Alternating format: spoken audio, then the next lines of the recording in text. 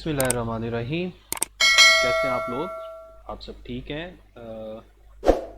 मुझे उम्मीद है आप बहुत अच्छे से मेरी वीडियोस को देखते होंगे और अपनी फ़िज़िक्स जो है उसको इम्प्रूव करते होंगे। आज बेटा हम एफएससी का नेक्स्ट जो हमारा टॉपिक है उसको करेंगे इंशाल्लाह। और आज हमारा जो टॉपिक है that is electric polarization. Electric polarization क्या है, आज के लेक्चर में हम ये देखेंगे। दूसरे नंबर पे हम ये देखेंगे कि जब कैपेसिटर की प्लेट्स के दरमियान कोई डाइलेक्ट्रिक मीडियम रख दिया जाता है तो कैपेसिटर की कैपेसिटेंस बढ़ जाती है। आज हम ये देखेंगे कंसेप्चुअली कि वो क्यों बढ़ जाती है। तो ये दो मेन हमारे एम हैं आज के लेक्चर के लिए।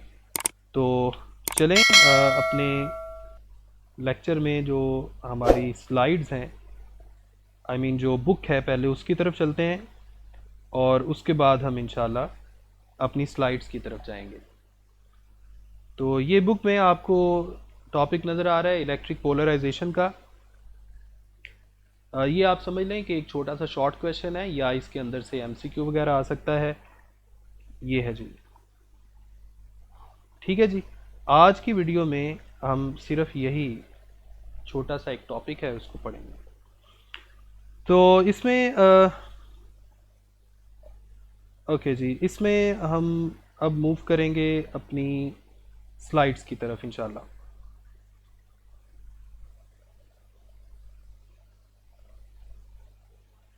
ओके जी, स्लाइड्स की तरफ चलते हैं।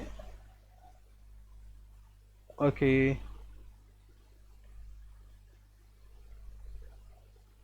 ऑलराइट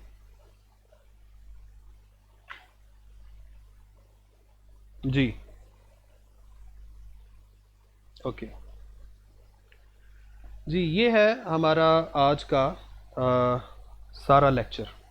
इसमें सबसे पहले लर्निंग आउटकम्स क्या हैं हमारे, यानी आज के लेक्चर में हम क्या क्या चीज़ें सीखेंगे। सबसे पहले ये है कि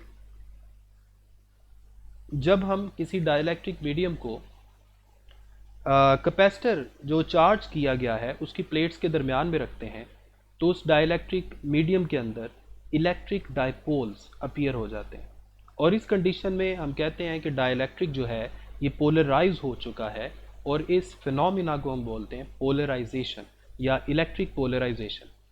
तो आगे चल के हम इसको थोड़ा मज़ीद डिटेल में देखते हैं। दूसरा जो पॉइंट है वो हम क्या डिस्कस करेंगे, जो मैंने अभी आपको लेक्चर के शुरू में भी बताया था, that capacitance of capacitor increases by inserting dielectric medium. और आज हम इसकी रीज़न डिस्कस करेंगे, कंसेप्चुअली इसको देखेंगे। नेक्स्ट है हमारे पास प्रायर लर्निंग्स। इसमें क्या है जी, इसमें जो चीज़ हमारे जहन में होनी चाहिए बेटा, इसमें दोबारा वही वाला पॉइंट है जो मैंने लास्ट वीडियो में आपको बताया था कि एक घिसा पिटा पॉइंट है जो हमारी जान ही नहीं छोड़ रहा। A force acts on a charged particle when placed in an external electric field। तो यहाँ भी यही वाला पॉइंट है जिसको हम यूज़ करेंगे और अपने सारे लेक्चर को समझेंगे। यह है जी हमारी नेक्स्ट स्लाइड इलेक्ट्रिक पोलराइजेशन की। इलेक्ट्रिक पोलराइजेशन होता क्या है, इसकी डेफिनेशन क्या है, मैंने थोड़ी देर पहले भी आपको बताई है।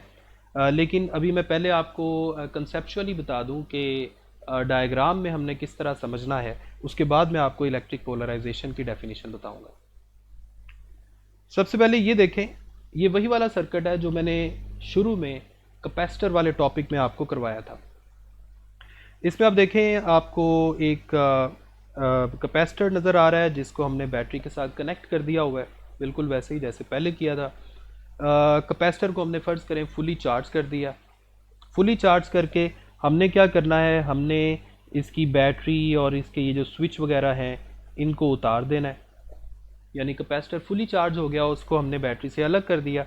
बैटरी से जब हमने उसे अलग करना है तो फिर हमने उसके दरमियान में ये जो आपको नज़र आ रहा है,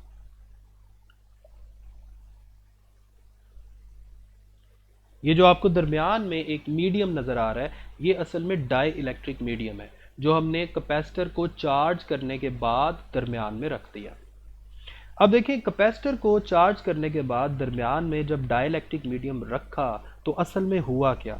फ़र्ज़ करें ये डाइलेक्ट्रिक मीडियम जो स्लैब है, इसमें आपको ये एक एटम या एक मॉलिक्यूल नज़र आ रहा है। अब डाइलेक्ट्रिक की ये प्रॉपर्टी होती है कि उसके अंदर जो चार्जेस हैं उनको डिस्प्लेस किया जा सकता है एक्सटर्नल इलेक्ट्रिक फील्ड को यूज़ करके। तो यहाँ भी ऐसा ही हो रहा है। पहले डाइलेक्ट्रिक को कैपेसिटर की प्लेट्स के दरमियान रखने से पहले ये जो पॉजिटिव और नेगेटिव आप देख रहे हैं, ये जो पॉजिटिव और नेगेटिव आप चार्जेस देख रहे हैं, ये पहले आपस में मिक्स थे, यानी इनका एवरेज जो पॉइंट था वो सेम था, या आप ये समझ लें ये एक दूसरे के इफेक्ट को कैंसल आउट कर रहे थे। लेकिन जैसे ही हमने कैपेसिटर को चार्ज करने के बाद उसकी प्लेट्स के दरमियान डाइलेक्ट्रिक मीडियम को यहाँ पर रखा, तो क्या हुआ, पॉजिटिव चार्जेस जो है वो नेगेटिव प्लेट की तरफ और नेगेटिव चार्जेस पॉजिटिव प्लेट की तरफ अट्रैक्ट हो गए। ये देखें, जो पॉजिटिव चार्जेस हैं ये नेगेटिव प्लेट की तरफ और जो नेगेटिव चार्जेस हैं ये पॉजिटिव प्लेट की तरफ खींचे गए, जिसकी वजह से रिजल्टेंटली क्या हुआ है कि कैपेसिटर के दरमियान जो आपने डाइलेक्ट्रिक मीडियम रखा है उसके एटम या मॉलिक्यूल्स जो हैं उनका पॉजिटिव और नेगेटिव चार्ज थोड़े से डिस्टेंस पे चला गया है। इसे हम बोलते हैं डाइपोल। ये जो आपको पूरा एटम या मॉलिक्यूल नजर आ रहा है, this is called electric dipole. Electric dipole, इसे हम इलेक्ट्रिक डाइपोल किस तरह कहते हैं? असल में इलेक्ट्रिक डाइपोल की डेफिनेशन ये है, equal and opposite charges when separated through a small distance form an electric dipole. यानी अगर एक जैसी मैग्नीट्यूड में और ऑपोजिट चार्जेस को थोड़े से डिस्टेंस पे रखा जाए तो इसे इलेक्ट्रिक डाइपोल बोलते हैं। तो यहाँ पर हुआ क्या है, डाइलेक्ट्रिक मीडियम को जब हमने कैपेसिटर के चार्ज्ड कैपेसिटर की प्लेट्स के दरमियान में रखा तो क्या हुआ, उसके अंदर इलेक्ट्रिक डाइपोल्स अपीयर हो गए। और इलेक्ट्रिक डाइपोल्स अपीयर होने का ये जो फिनोमिना है या ये जो प्रोसेस है, this is called electric polarization. और इस कंडीशन में ये जो दरमियान में रखा गया डाइलेक्ट्रिक है, इसे हम बोलते हैं that the dielectric has been polarized, यानी डाइलेक्ट्रिक को आपने पोलराइज कर दिया है। ठीक है जी। तो सबसे पहली बात, इलेक्ट्रिक डाइपोल अपीयर हो गए। Second thing, electric dipole appear होने के बाद हम कह सकते हैं कि ये जो डाइलेक्ट्रिक मीडियम है ये पोलराइज हो चुका है। और थर्ड पॉइंट मैंने आपको क्या बताया कि इस पूरे प्रोसेस को क्या बोलते हैं, इलेक्ट्रिक पोलराइजेशन।